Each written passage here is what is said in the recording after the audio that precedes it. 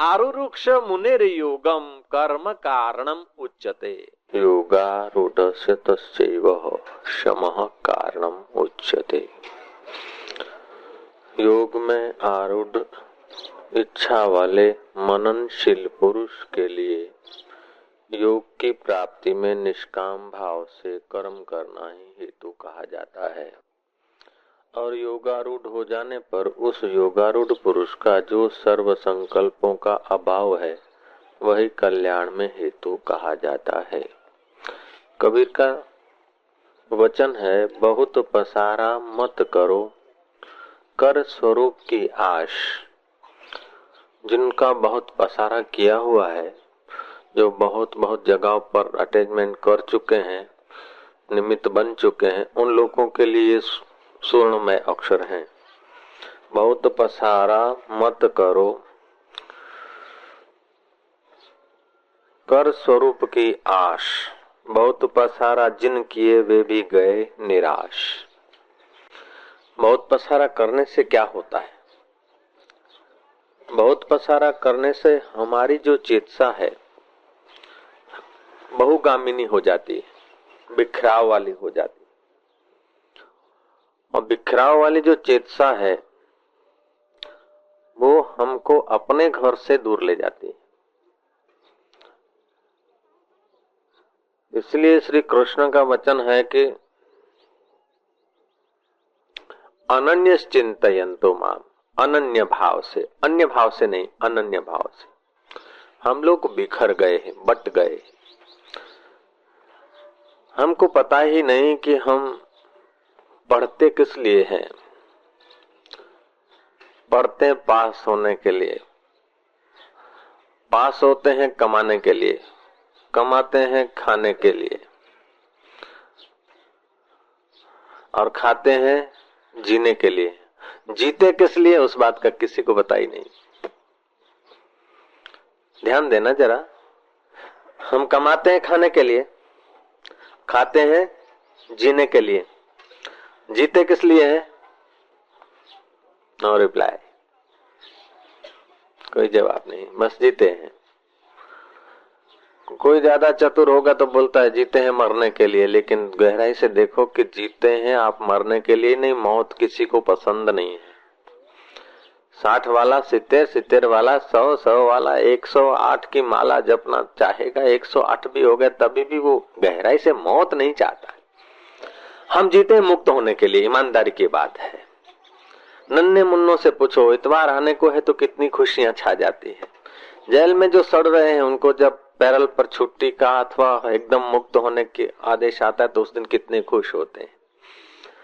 बैठे बैठे 2-3 घंटे सत्संग सुनते सुनते जब छुट्टी कर देते तो कैसा फ्रेशनेस आ जाती है। हालांकि है तो बढ़िया काम।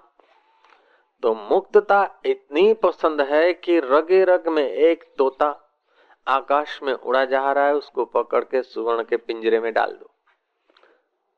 खाने पीने के लिए तुम्हारे ऊंचे से ऊंचे कीमती फल फ्रूट धर दो, स्वर्ण की कटोरी में पीने के लिए पानी दे दो, लेकिन वो जो अभी अभी मुक्त गगनगामी पोपट आया है उसको उसमें डाल दिया, जब तक उसके अंदर की लघु ग्रंथियां बंद नहीं जाती तब तक उसको खाना पीना हराम हो जाएगा। मैंने देखा चिड़िया भूखे में भूखे ऐसे जंतुओं को, ऐसे प्राणियों को देखा कि वो तड़प रहे रोटी के टुकड़े के लिए। धीरे धीरे रोटी डालते डालते मैं उनको कमरे में ले गया और कमरा बंद कर दिया। फिर उनके आगे मिठाइयां रखो तो उनके लिए जहर हो गई, बस तड़पते बाहर निकलने के लिए किसको ले भी। तो हर जीव जीता है मुक्त होने के लिए, लेकिन उसको पता नहीं। हम कमाते हैं खाने के लिए और खाते हैं जीने के लिए और जीते हैं मुक्त होने के लिए। लेकिन मजे की बात है, मुक्त होने के लिए तुम जीते हैं लेकिन आज तक मुक्त होने के रास्ते पर कदम नहीं रख पाए। गए मंदिर में, गए मस्जिद में, गए गिरजाघर में, गए तीर्थों में, एक आश को पूरी करने के लिए अथवा एक इच्छा को छोड़कर 10 इच्छाएं बुन ली इर्द गिर्द। शुभ कर्म करते हैं, लेकिन शुभ कर्म भी ऐसा ही करते हैं कि मुक्ति के बजाय बंधन ही बढ़ जाए। समेटने के बजाय हम स्वयं को बिखेर देते हैं। ऐसे लोगों के लिए जिनके पास श्रद्धा है, जिनके पास कुछ समझदारी भी है, ऐसे लोगों के लिए ये दोहा जो कबीर जी का है सुवर्ण अक्षरों से लिख लेना चाहिए अपने हृदय की डायरी में। बहुत पसारा मत करो, कर स्वरूप की आश। बहुत पसारा जिन किया वे भी गए निराश। क्योंकि जगत का तुम कितना भी बहुत पसारा करोगे, लेकिन वो उसमें आशा तृप्त नहीं रहेगी, आशा निराशा में ही बदलेगी। जानसुत राजा की कथा अपने साधक जानते हैं। जानसुत राजा बहुत पसारा किया और फिर पसारा करते करते धन अधिक होने पर फिर उबान आई तो दानी बन गया। दान करते करते उसको एक ऐसा शौक चढ़ गया कि मैं ऐसे नदी तालाब बावड़ियां करवा दूं, ऐसे भोजनालय बनवा दूं कि कोई भी आगंतुक साधु संत भिखारी मेरे गांव में प्रवेश करे तो किसी के वहां हाथ फैलाना उसको न पड़े। मेरे ही उस भोजनालय में, मेरे ही अन्न क्षेत्र में, सदाव्रत में वो भोजन किया करे। महाराज ठहर ठहर उसके भोजनालय सदाव्रत अन्न क्षेत्र खुल गए। गांव के इधर उधर के आलसू लोग भी खाते थे, आगंतुक साधु संत भी खा लेते थे, रह लेते थे उसकी धर्मशाला में। पुण्य कर्म तो है ही है, दान अपनी जगह पर अच्छा है ही है। से करते करते दो फकीर घूमते घामते राजा जानसुत के राज्य में पहुंच गए। मैं फकीर कह रहा हूं, ध्यान से सुनना। दो बाबा जी नहीं, दो फकीर। वेश तो बाबा जी का था, फकीर का मतलब है जिसने अपने स्वरूप के विषय में जो संशय है उसकी फाकी कर ली।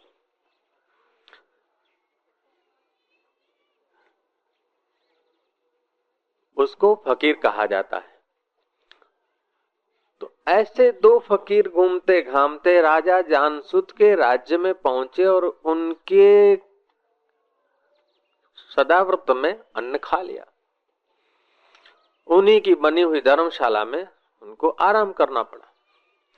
तो वो जो फकीर थे, ब्रह्मवेता थे, ब्रह्मज्ञानी थे। उन्होंने देखा कि इतनी सुव्यवस्था है, इतना दानी राजा है, इस दानी राजा को दान का मान छुड़ाना जरूरी है। पहले पापी पने का मान होता है, फिर पुण्यात्मा का भी मान होता है। कर्ता मौजूद रहता है। पहले विलासीपना है, निर्धनपना है, अनपढ़पना है, फिर बड़ा हुआ। पहले निर्धन था अब धनवान, पहले कंजूस था अब दाता, पहले अप्रसिद्ध था प्रसिद्ध। लेकिन ये सब परिच्छिन्न मान्यताएं संसार से मुक्त नहीं करेगी।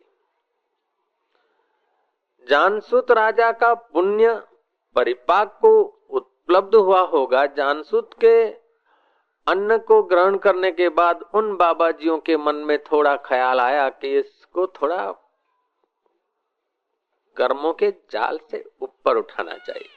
दान तो करे, पुण्य तो करे, लेकिन इसके अंदर जो छुपा हुआ ईश्वर का खजाना आत्मज्ञान जो है वो जब तक नहीं मिलेगा तो पुण्यों का फल फिर स्वर्ग में जाएगा, सुख भोगेगा, फिर नीचे आएगा, फिर जन्मेगा। सुख भोगने के लिए भी भोग देना पड़ेगा, दुख भोगने के लिए भी समय देना है और सुख भोगने के लिए भी समय देना है। अपने को खर्च करना है। कोई सुख में अपने को खर्चता है, कोई दुख में अपने को खर्चता है, लेकिन खर्च होता है। अपने आप का खर्च हो जाना एक बात है और अपने आप की खबर हो जाना दूसरी बात है। अपने आप को कोई अच्छे कर्म में खर्चता है, अपने आप को कोई बुरे कर्मों में खर्चता है। बुरे कर्मों में खर्चने वाले का ज्ञान में, साधना में, साक्षात्कार में, मुक्त अवस्था में अधिकार नहीं। अच्छे कर्म में जो अपने को खर्चता है उसका अधिकार है। ये कृष्ण बात बता रहे हैं। आरूढ़ मुनेर योगम, जो योग में आरूढ़ होना चाहता हो, कर्म कारणम उच्यते, उसके लिए कर्म कारण है। जब तक निष्काम भाव से कर्म नहीं किए जाते हैं, पुण्य कर्म किए नहीं जाते, तब तक अंतःकरण शुद्ध नहीं होता और शुद्ध अंतःकरण के बिना जिज्ञासा पैदा नहीं होती। अशुद्ध अंतःकरण में ज्ञान के वचन नहीं ठहरते। आरूढ़ मुनेर योगम, जो योग में आरूढ़ होना चाहता हो, कर्म कारणम उच्यते, उसके लिए कर्म कारण है।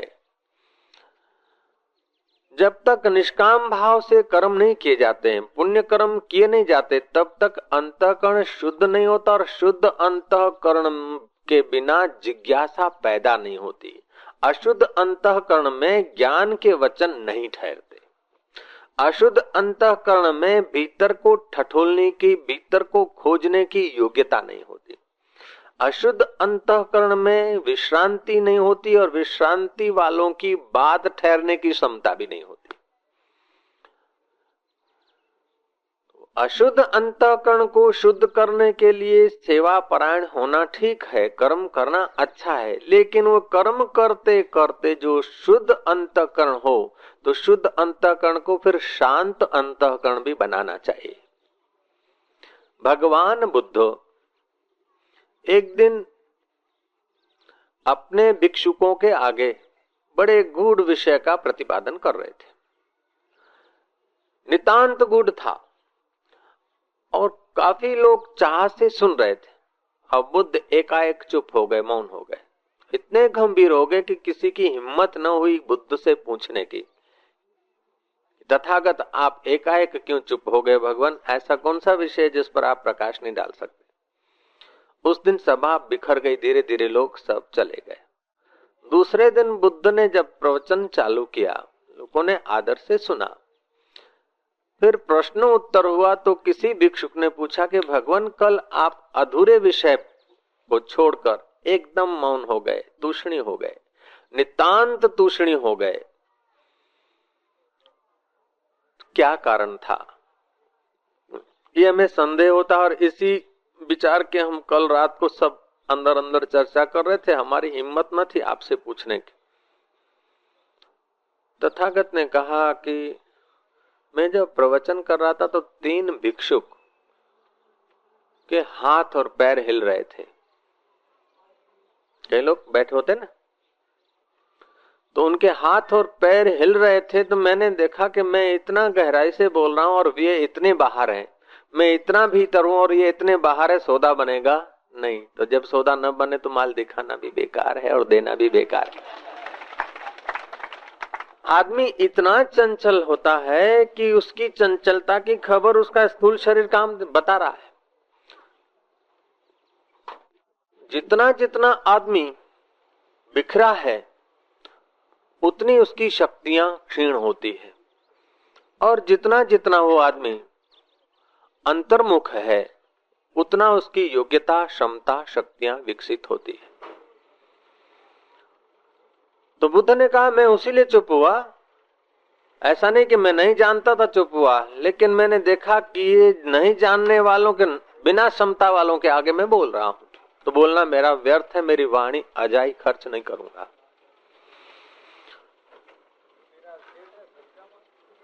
तो हाथ पैर हिल रहे हैं तो ये आदमी के भीतर के मन की अशांति के दर्शन देते हैं। और अशांति तब होती है जब शूद्र देह में अहंता हुई और देह के साथ संबंधों में ममता हुई, तब अशांति होती है। तो ऐसे लोगों के लिए भी जानसुत राजा की बात याद रखने जैसी है। भगवत गीता के 6ठे अध्याय में के महात्म में रैंक मुनि का प्रसंग आता है। ये जानसुत राजा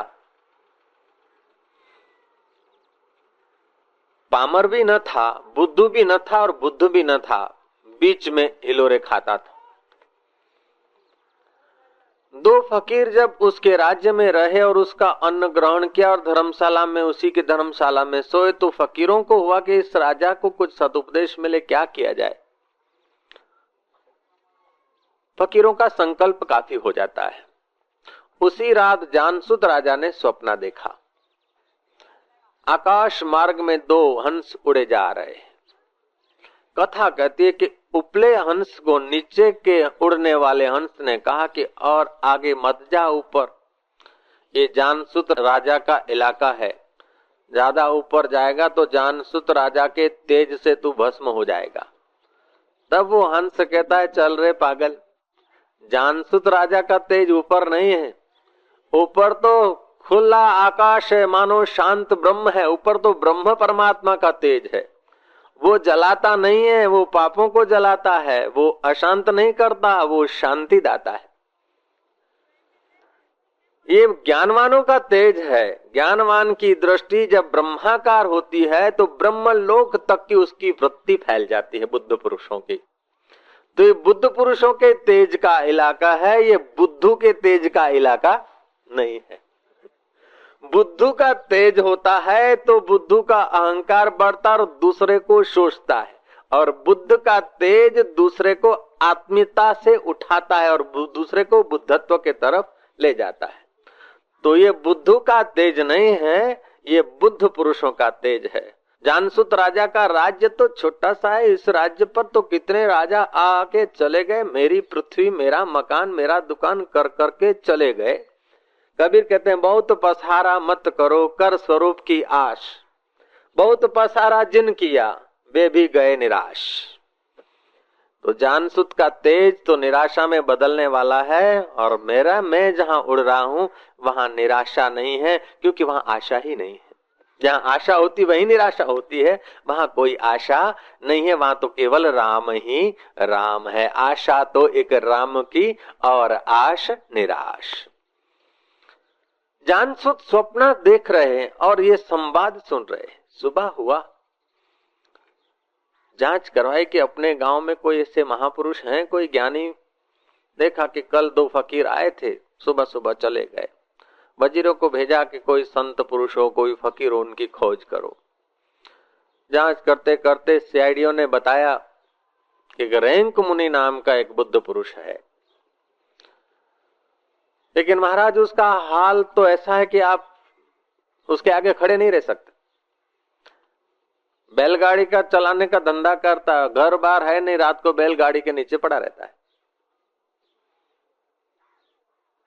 जानसुत राजा ने उस फकीर के पास जाना स्वीकार किया।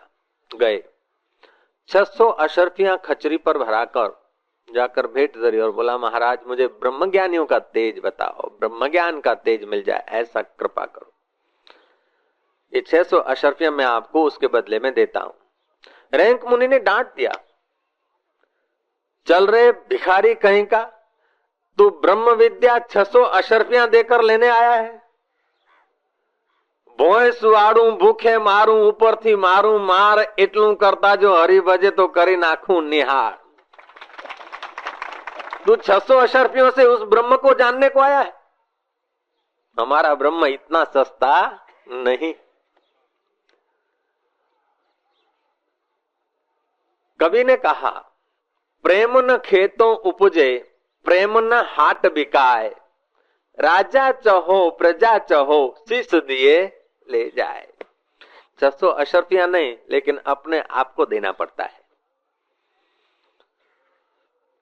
सुनाई थी वो कथा कि श्रीमद् भागवत का प्रारंभ हो रहा था। शुकदेव जी महाराज परीक्षित के पुण्यों से आकर्षित होते हुए प्रारब्ध वेग से आ रहे थे। शुकदेव जी ने जब कथा सुनाने का संकल्प किया तो सूक्ष्म रूप में देवता लोग आए और देवताओं ने शुकदेव जी को प्रार्थना की कि आपका शिष्य जो परीक्षित है उसको हम स्वर्ग का अमृत पिला देते हैं और इसके बदले में आप हमको ब्रह्म विद्या का अमृत पान कराइए। शुकदेव ने कहा तुम देवता बड़े चतुर चालाक हो, स्वर्ग का अमृत पीने से पुण्य नाश होते हैं और ब्रह्म विद्या का अमृत पीने से जन्म मरण नाश होते हैं।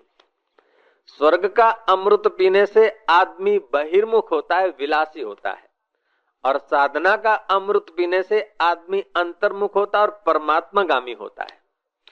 स्वर्ग का अमृत पीने से आदमी विषयगामी होता है और सत्संग का अमृत पीने से आदमी अंतर्मुख होता है, परमात्मागामी होता है। तो तुम कांच का टुकड़ा देकर कोहिनूर लेने को आए हो, ये सौदाबाजी नहीं चलेगी, तुम चले जाओ। देवता लोगों को वापस कर दिया। तो जानसूत राजा ने जब 600 अशर्फियां ऑफर देकर और बदले में चाहा तो इस विद्या का अदला बदला नहीं होता है। ये विद्या का तो सच पूछो तो साधक और संत के बीच एक निर्दोष प्रेम जब छलकता है तब दिल ढुलता है, दूसरे दिल में भर जाता है। मजे की बात है कितना भी ढूले फिर भी वो दिल खाली नहीं होता और हजार हजार घड़े भर जाते हैं। पूर्णमदः पूर्णमिदं पूर्णात् पूर्णमुदच्यते।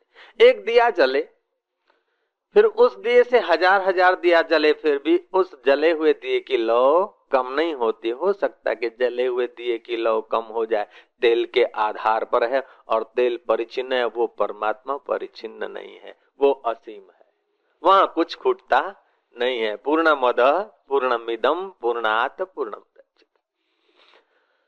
ओम ओम। तो यहाँ आज श्री कृष्ण का वचन है आरुरुक्ष मुनेर योगम।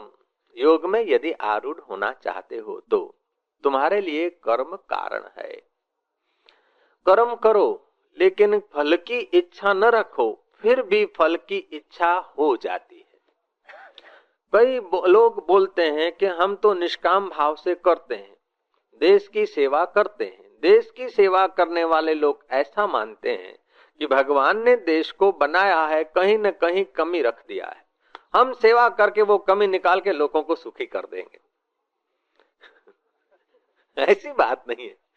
देश की सेवा, कुटुंब की सेवा, परिवार की सेवा, ये सब सेवा जब तक तुमने गीता को ठीक से समझा नहीं, बुद्ध पुरुषों का सानिध्य किया नहीं, तब तक मन तुमको सेवा के बहाने अपनी इच्छा तृप्ति में आपको बांटता रहेगा, बिखेरता रहेगा। और हम बिखरते बिखरते यहाँ तक पहुंच जाते हैं कि लोगों की नजरों से तो हम धनी हों, संत हों, प्रसिद्ध हों, सेठ हों, साहूकार हों, लेकिन अपने आप में हम देखते तो कुछ न कुछ खटकता रहता है, कुछ न कुछ कमी होती रहती है। कमी तब दिखेगी जब कमी वाले में हम बैठेंगे और पूरा तब दिखेगा जब हम पूरे में बैठेंगे। अंतःकरण और शरीर, मन, शरीर और संसार, ये प्रकृति की चीजें हैं। प्रकृति कोई दिन पूरी नहीं है और जब तक हम संसार में, शरीर में या अंतःकरण में बैठे तब तक हमें पूर्ण तृप्ति नहीं होगी। अभी कह देते हैं कि बस एसएससी पास हो जाए बस शांति, बापू परीक्षा છે પેન ને હાથ અડાડો બસ, બીજું કઈ નથી માંગતો। ભલે ભઈલા ગંગા માઈની કૃપાથી, વરદાદાની દયાથી, તારી મહેનતથી જે તે કહો તું પાસ થઈ જા। થઈ ગયો પાસ, પછી કે કેમ કે બસ બહુ સારું થઈ ગયું, પેંડા ખાઓ, હવે એ બીજું કાંઈ નથી જોતું, પણ કોલેજમાં દાખલા મળી જાય બસ એટલી જ વાત।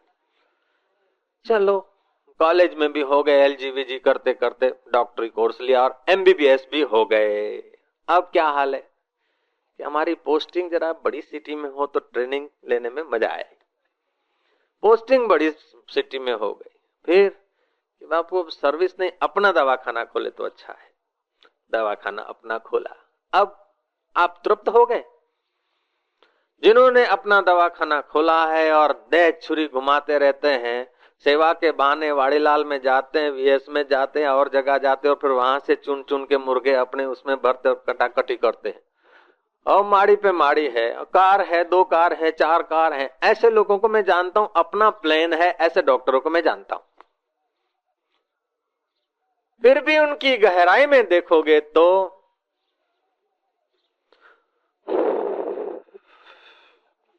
तब कबीर का वचन याद आएगा अच्छी तरह से।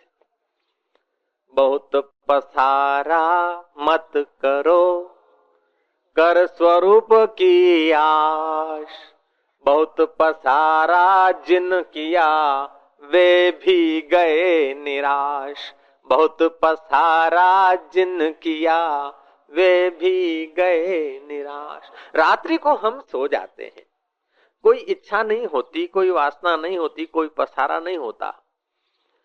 सेठ, नौकर, राजा, रंक सब एक अवस्था में, फुटपाथ वाला अथवा एयर कंडीशन बंगले में आराम करने वाला।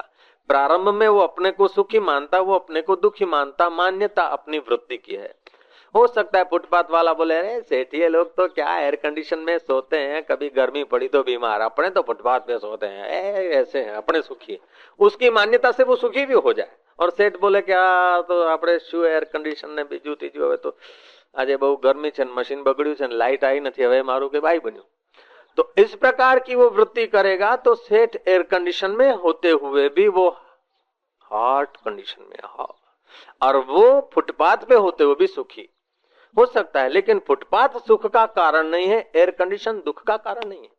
वेदांत तुम्हें एयर कंडीशन नहीं छुड़ाता, वेदांत तुम्हें फुटपाथ पे नहीं भेजना चाहता, लेकिन वेदांत चाहता है कि जिस समय जो अवस्था आए वो अवस्था संसार की है, शरीर की है, मन की है।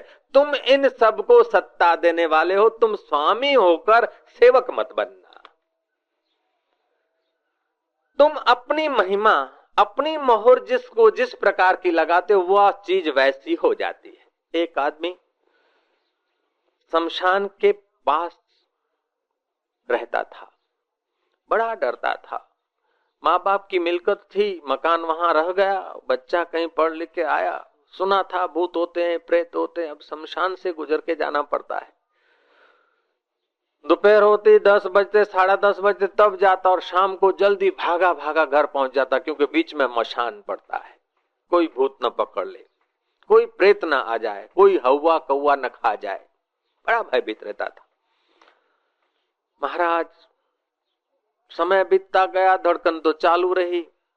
गांव में घूमते घामते कोई बाबा जी आए, बाबा जी को कहा कि मसान में से मैं गुजरता हूं ना, मेरा बस खाया पिया सब खून लेवल हो जाता है। आज वो क्या, बाबा जी ने देखा कि इसको मन में घुस गया कि मसान में कोई है भूत प्रेत, पकड़ लेगा, मार लेगा।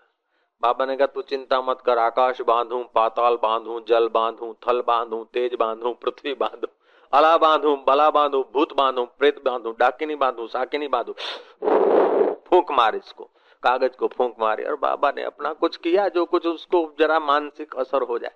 बाबा ने कुछ ऐसा वैसा भोज पत्र पर लिखा और ताबीज में डाल दिया और बोले इसको अगरबत्ती कर, इसको चंदन लगा, इसको ये कर, इसको।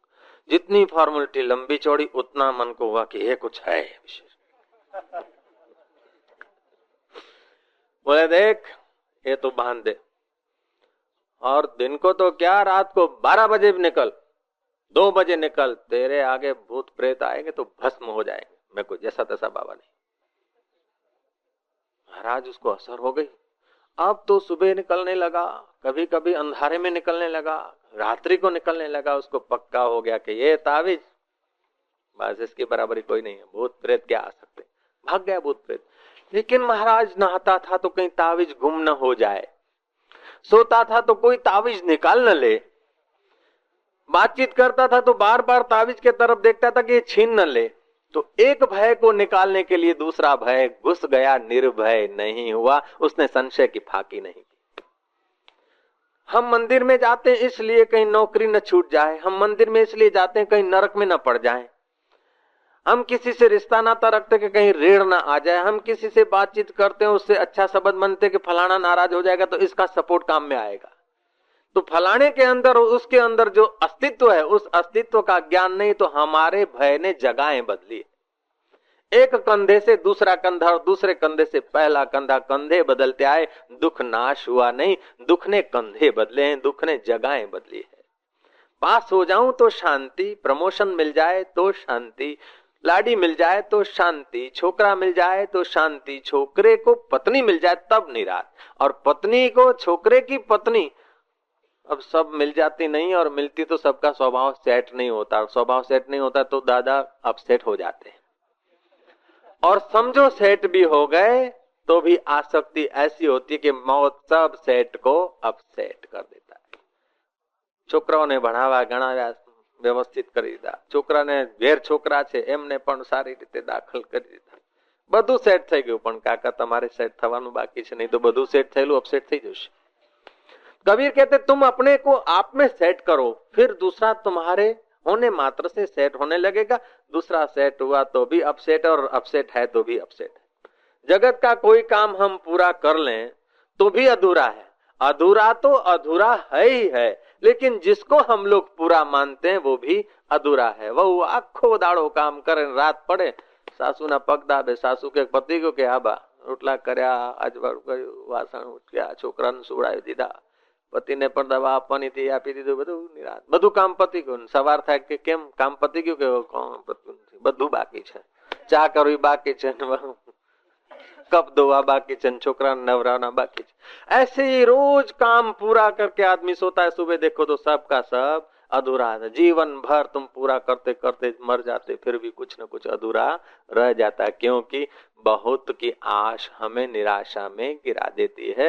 बहुत है नहीं, बहुत के पीछे जो एक है उसका जब तक ज्ञान नहीं होता तब तक बहुत विषय, बहुत इंद्रियों का। अब इंद्रियां तो हमारे पास 5 है, आंख एक है लेकिन उसके विषय अनेक, रंग अनेक, कान एक है, श्रोत्र इंद्रिय एक है लेकिन उसके शब्द अनेक हैं, नाक एक है, गंध अनेक है, जीव एक है, रस अनेक है।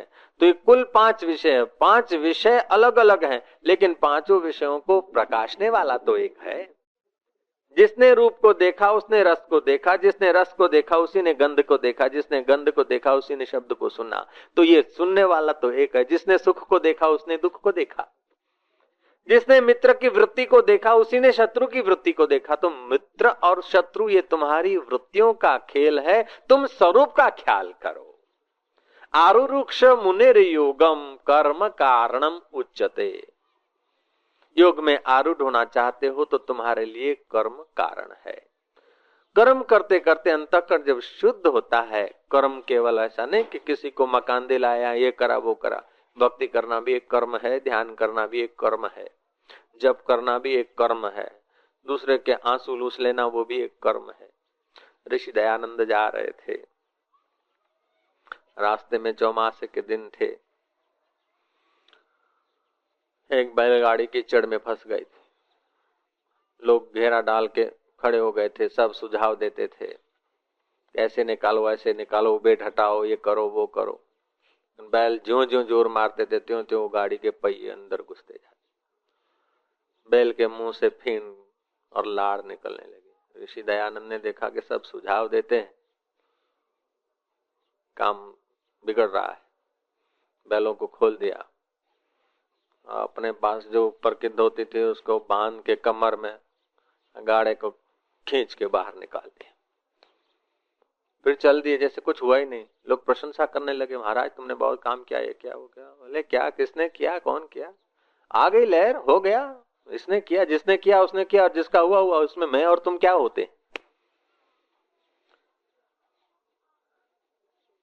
तो बुद्ध पुरुष के द्वारा बड़े बड़े काम हो जाए, समझदार संत के द्वारा बड़े बड़े काम हो जाए हमारी नजरों में, लेकिन उनसे तुम पूछो कि तुम क्या करते हो, वो करता है तो फिर वो संत नहीं, और संत है तो करता नहीं।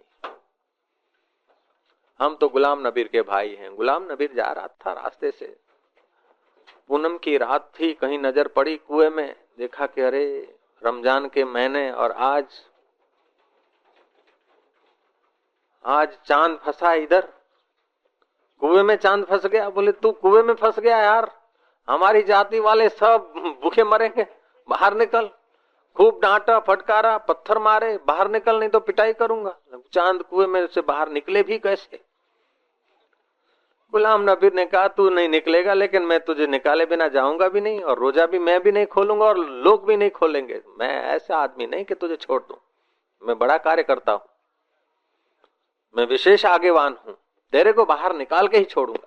महाराज रस्सा वस्सा इकट्ठा किया और फांसा लगाया, डाला कुएं में, पानी हिला। बोले अब हिलता है, घबराता है, लेकिन बाहर नहीं आता है, जरा सा तो मान। आटलो घबराय છે તોય માનતો નથી, कांपे से तोय नहीं मानतो। महाराज हर एक की दुनिया अपनी अपनी होती है। जगत कैसा है मत कहो, दुनिया कैसी है उसका कोई बयान मत करो। देखने वाला कैसा है, जैसा देखने वाला है उस समय जगत ऐसा है। कीड़ी की नजर में जगत अपना, कौवे की नजर में जगत निराला, हाथी की नजर में जगत निराला, मच्छियों का जगत निराला, चूहों का जगत निराला, संसारियों का जगत निराला, साधक का जगत निराला। कोई जैनी जा रहा है, और उसने देखा किसी सन्यासी को, उसके लिए वो साधु साधु नहीं। जैनी के पास कोई बुद्ध पुरुष बैठा है, जैनी के पास कोई कबीर बैठा है, जैनी कबीर की अपनी मान्यता है, कबीर का अपना अनुभव है, और जैनी गोयका के साधु तो उसको कहेंगे जो फूमती बांधे, उबला हुआ पानी पिए और घर बार छोड़ा हुआ हो, नंगे पैर हो। कबीर न नंगे पैर है, न उबला हुआ पानी पीते, न घर बार छोड़ा है। जैनी की नजर में कबीर कबीर नहीं है, नानक कोई संत नहीं है। ऐसे ही वागरी के पास से कोई नानक गुजर जाए अथवा कोई जैनी फकीर सच्चा संत गुजर जाए, ठीक से आ तो उघारा पगे पर तो खोई पिन आवा थे कि हमें तो मरे हैं रे माए बाप, रो बावा थे जाओ मजा। उसके लिए साधु होना, लड्डू खाने के लिए साधु होना है, उसके लिए साधु होना कोई लक्ष्य नहीं है। तो वागरी की दृष्टि अपनी है, जैनी की दृष्टि अपनी है, हिंदू की दृष्टि अपनी है, मुसलमान की दृष्टि अपनी है, और हिंदुओं में भी हर एक व्यक्ति की अपनी अपनी निगाह है। एक कुटुंब में 5 आदमी और 5 आदमी की अपनी अपनी निगाह से वो संत को देखते हैं, भगवान को देखते हैं। तो दृष्टि रेव सृष्टि, जैसी दृष्टि ऐसी ही सृष्टि होती है। जिस काल में जैसी दृष्टि, उस काल में ऐसी सृष्टि। अपने आश्रम के साधक जो भूतपूर्व मिनिस्टर जानते ना, करशन भाई ने मेरे को कहा एक बार कि बापू आ तो ठीक छे, लीलासा बापूना दर्शन थया ने वળી આપ મળ્યા છો, એ પહેલા તો મારી કંઈક દ્રષ્ટિ જુદી હતી। હું આ સાધુને જોતો એટલે મને આમ મારું લોહી આમ ઉકળવા માંડતું કે દેશનો જો સત્યાનાશ કર્યો તો આ ભાવે જ કર્યું છે, દેશનો જો સત્યાનાશ થયો હોય તો આ સાધુએ જ કર્યો છે, એવું થતું। એમને જોઈને આમ જાણે શું થાય। હવે ખબર પડી કે સાધુ ના હોય ને તો સંત ન હોતે સંસાર में तो जल मरता संसार। મિનિસ્ટર હતો ને હજારો વીછીઓ કઈડે દરરોજે, છાપામાં કઈ આવે, બીજું કઈ થાય, વિરોધીઓ કઈ થાય તો આમ થતું। પણ હવે વેદાંતનું સત્સંગ સાંભળ્યા પછી કહેવાય કે સંત ના હોય ને તો ખરેખર જીવાની મજા નથી, મરવાની મજા નથી। હવે મારો અનુભવ છે। હવે કયો અનુભવ સાચો? અને અત્યારની એ સીમા છે। वो कोई समय था जिस समय साधु ऐसे लगते, आप बोलते हैं कि वो पहले की दृष्टि हमारी छोटी थी, लेकिन और कुछ ऊंचे बढ़ोगे तो आज भी जो तुम्हारी मान्यता है वो भी कुछ छोटी दिखेगी। तो जैसे जैसी तुम्हारी योग्यता बढ़ती जाती है, जितनी जितनी वासनाएं कम होती जाती है, इच्छाएं कम होती जाती है, और आप अपने आप में आते रहते हो, घर में आते रहते हो, उतना उतना आपको ख्याल होता है कि जीवन कितना मूल्यवान है, सत्संग कितना मूल्यवान है, और फकीर का शब्द कितना मूल्यवान है। गुलाम नबी ने क्या करा जरा बता दूंगा। फांसा डाला, खूब हिलाया, पेલું આપણે ડોલ બોલ ફસાઈ જાય ને તો બિલાડી ના ફેરવી અંદર, એવી રીતે પેલો ફાંસો ફેરવ્યો અને ફેરવતા ફેરવતા કોઈ चट्टान में फंस गया वो फांसा। गुलाम नबी के यार अब तो तेरे को फंसाया तो है, निकाल के छोड़ूंगा। जोर मारा, अब चट्टान से जोर क्या चलता है, बोले कुछ भी हो मैं तेरे को निकाल के ही छोड़ूंगा। खूब खींचे खूब खींचे खूब खींचे, लेकिन वो चट्टान भी चट्टान थी, कोई भारी थी।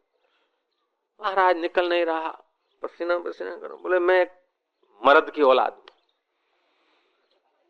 मैंने अपनी माँ का दूध पिया है, अब तू कौन है, माँ क्या है, दूध क्या है, तू नहीं जानता, केवल सुना सुनाया है माँ का दूध पिया है। ये सब अहंकार के खेल हैं। मैं मारी माँ નું दूध पीधું છે, आई जाते तारी बा નું दूध पीधું હોય तो।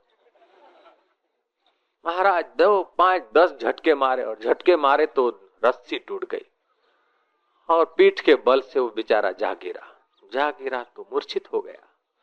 कुछ घड़ियों के बाद मूर्छा खुली और आंख खोली, देखा कि आकाश में आया। बोले ठीक है, थोड़ी सी चोट लगी है, लेकिन तेरे को लाके रख दिया, तेरे को लाके मैंने रख दिया, मैं कोई जैसा तैसा आदमी नहीं हूं। तो जो अपने आप में नहीं होता उसको मन कितने कितने धोखे देता है। फिर गुलाम नबी हो कि गेईमल हो, किसी जाति व्यक्ति की बात नहीं है। जब तक हम अंतर्मुख नहीं हुए, जब तक कार्य और कारण भाव को हमने नहीं जाना, तो घटना घटेगी प्रकृति में अनुकूल और थोप लेंगे मैंने किया, होगी प्रतिकूल कर देंगे कि इसने किया। महात्मा बुद्ध का कोई शिष्य जा रहा था, शिष्य का शिष्य दोनों जा रहे थे। एक सांप तड़प रहा था पेड़ के नीचे, पास में कहीं थोड़ा दूरी पर तालाब था। वो सांप तड़फा तड़फा न मरता है न जीता है, कीड़ियों ने घेर लिया है। और ऐसी बुरी हालत, शिष्य ने देखकर गुरु से पूछा कि भगवान, इसने ऐसा तो कौन सा कर्म किया होगा, इतना तड़फ रहा है और कीड़ियां उसको इतनी चिपक गई है, अधमुआ हो गया, न मरता है न जीता है, इसको देखकर बड़ी करुणा होती। गुरु ने कहा कि कुछ महीने पहले अपने यहां से गुजरे थे और तुझे याद होगा, एक मच्छीमार तालाब पर मच्छियां मार रहा था, जो सामने तालाब है, और तूने उसे रोका भी था, हिंसा मत कर, मत कर्म की जाल बुन, लेकिन उसने तेरी बात उड़ा दी और हंस लिया। वही मच्छीमार सांप हुआ है, और वो जो मच्छियां हैं वो कीड़ियां हुई और एक दूसरे को सताते हैं। उसने उनको सताया, उनको सताता, कर्म की गति चालू है, कर्म नाश नहीं हुए। वो मच्छियों को आटा डालता तो मच्छियां और ही कुछ बनकर उसको भी खिला देती, लेकिन खाने वाला और खिलाने वाला दोनों की यात्रा चालू रहती, अंत नहीं होता जन्म मरण के चक्कर का। अशुभ तो बांधता है, लेकिन शुभ का कर्तृत्व भी बांधता है। कर्म किए बिना रह तो नहीं सकते, कर्म तो करना है, लेकिन कर्तृत्व तुम्हारे में नहीं आए। देखा आंख ने, लेकिन आरोप कर लिया मैंने देखा, सुना है कान ने वृत्ति के द्वारा मैंने सुना, सोचा है विचारा है मन ने मैंने विचारा है, निर्णय किया है वृत्ति बुद्धि वृत्ति ने मेरा निर्णय है। तुमने अन्न जल खाया, इस शरीर से पसार हुआ, वो जीवड़ा माता के गर्भ में राख्या होया, मारो दीकरो पैसो मारो परमेश्वर बैरी मारी गुरुन छोकरा छैया सालिग्राम बापजी पूजा कोनी करो के। जीवन इतना अल्प हो जाता है, जीवन इतना नपातुला हो जाता है कि हमको पता ही नहीं कि हम किस लिए जीते हैं। ईमानदारी से देखो तो हर जीव जीता है मुक्त होने के लिए। पढ़ते किस लिए हैं? पास होने के लिए। पास किस लिए होना चाहते हैं? कमाने के लिए। कमाते किस लिए? खाने के लिए। और खाते किसके लिए? जीने के लिए। जीते किस लिए हैं? मरने के लिए नहीं। मरना कोई नहीं चाहता, चिड़िया भी मरना नहीं चाहती भैया, चूहा भी मरना नहीं चाहता। जीते हैं मुक्त होने के लिए मनुष्य। लेकिन हमारा मुक्त होना कैसे? हमको किसी ने बंधन में डाला नहीं, हमारी मान्यताओं ने, हमारी पकड़ों ने हमको बंधन में डाल दिया। हमारी ऐसी प्रकार की पकड़े हो गई, इस प्रकार की मान्यता हो गई, समझते कोई आकाश पाताल में भूत बैठा है, आकाश पाताल में देवी देवता बैठा और वो मुक्त करेंगे। भूत के भय को हटाने के लिए तावीज रख लिया, अब तावीज गुम ना हो जाए उसका भय लगा है। मैंने बताया था वो कहानी, एक आदमी मरने पड़ा, बुलाया अपने धर्म गुरु को, मुल्ला जी को बुलाया, प्रार्थना कर रहा है कि हे खुदा ताला तू मुझे माफ कर देना, जो कुछ हो गया मुझे क्षमा कर देना। थोड़ी देर में बोलता है कि हे शैतान तू भी मुझे माफ कर देना। तो वो धर्म गुरु पूछता है कि ये क्या, घड़ी में शैतान से माफी मांगता है, घड़ी में खुदा से माफी मांगता है। बोले पता नहीं, न मैं पूरा शैतान हूं न मैं पूरा इंसान हूं, पूरी शैतानियत भी नहीं किया और पूरा मैं ईमानदारी से भी नहीं जी सका। मैं सच कहता हूं, कितना भी धार्मिक आदमी हो, कितना भी सच्चा हो, कितना भी पवित्र हो, फिर भी गहराई में उसको पूर्ण पवित्रता का अनुभव नहीं होगा, क्योंकि पूर्ण तो एक परमात्मा है, कर्ता कभी पूर्ण हो ही नहीं सकता है। जानसूत राजा ने सपने में देखा कि हंस कह रहे हैं कि जानसूत का तेज क्या है, मैं तो रैंक मुनि के तेज जो दूसरों को शांति और शीतलता देने वाला है, दूसरों के अहंकार को परमात्मा में मिटाने वाला है, जो दूसरे के सत्ता और सामर्थ्य ईश्वर के साथ एक कराने वाला है, ऐसे रैंक मुनि के तेज में मैं विचरता हूं, ब्रह्मवेताओं के तेज में विचरता हूं, जानसूत के तेज में नहीं विचरता हूं। जानसूत ने सुना, रैंक मुनि के पास गए, 600 अशर्फियां वापस दे दी। रैंक मुनि नाराज हो गए हैं, अब क्या किया जाए। जांच करते करते पता चला कि रैंक मुनि कैसे प्रसन्न हो। आदमी लगा दिए पीछे, जिस कारणों से रैंक मुनि प्रसन्न हो वे कारण उन्होंने खड़े कर दिए। रैंक मुनि के चरणों में एक घाव भेंट कर दिया। रैंक मुनि का जो जैसा रैंक मुनि को अनुकूल लगे ऐसा उन्होंने वातावरण कर दिया, और रैंक मुनि रैंक पर्ण नाम गांव का रख दिया। कहा कि भगवान अब ये गांव तो मैंने आपके चरणों में अर्पण किया और मेरा सिर आपके चरणों में अर्पण है, मैं और मेरा राज्य कुछ भी नहीं है ब्रह्म विद्या के आगे। तब रैंक मुनि प्रसन्न हुए कि ये अपनी मान्यता छोड़ना चाहता है। रैंक मुनि को गांव की जरूरत क्या, रैंक मुनि ने कहा कि राजन, तू अन्न धन ये देकर सबको अपना मानना चाहता है या सबको मैं खिलाता हूं, लेकिन सबके अंदर जो बैठा है उसमें यदि तू स्थिर हो जाएगा तो तेरे को अनुभव होगा कि ब्रह्मा विष्णु महेश का भी मैं उत्पत्ति और पालन करता हूं, मैं इतना महान हूं, ऐसा तुझे ज्ञान हो जाएगा। बाहर के साधनों से तू दाता बनकर तेरी असीमता में तू नहीं पहुंचेगा, बाहर के धन से तू पूर्ण धनी नहीं होगा, बाहर की सत्ता से तेरी पूरी सत्ता नहीं होगी, बाहर के राज्य से तेरा पूरा राज्य नहीं मिलेगा। इसलिए कबीर कहते हैं, दास कबीर चढ़्यो गढ़ ऊपर राज्य मिलियो अविनाशी। तुम उस अचल को जान लो, फिर अचल की सत्ता से ब्रह्मा भी चल रहे हैं, विष्णु भी चल रहे हैं, महेश भी चल रहे हैं, उस अचल चैतन्य का अनुभव कर लोगे तो तुम्हारा ये धन जान सुख संपत्ति जो ससीम है वो तुम्हें असीम मालूम होगी। तुम्हारा शरीर न होते हुए भी तुम रहते हो और तुम ऐसे अखुट हो, तुम ऐसे व्यापक हो कि सच पूछो सब तुम्हारा ही खाते हैं और सब तुम्हारे में ही जीते हैं, तुम इतने व्यापक हो।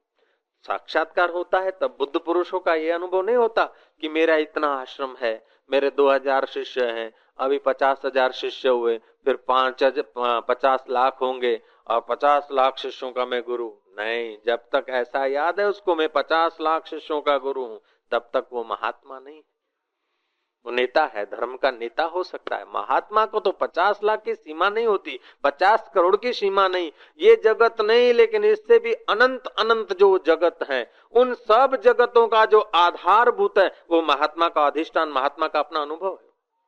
महात्मा को अनुभव है कि तमाम तमाम आकाश गंगाएं मुझ में है, तमाम तमाम सूर्य मुझ में है, तमाम तमाम चांद मुझ में है, तमाम तमाम दुनिया मुझ में है और मैं उनमें हूं। वे बदल जाते, नाश होते, लेकिन मैं नाश नहीं होता हूं। आशाराम नाश हो सकता है लेकिन मैं नाश नहीं होता। महात्मा का अनुभव बड़ा अनूठा हो जाता है।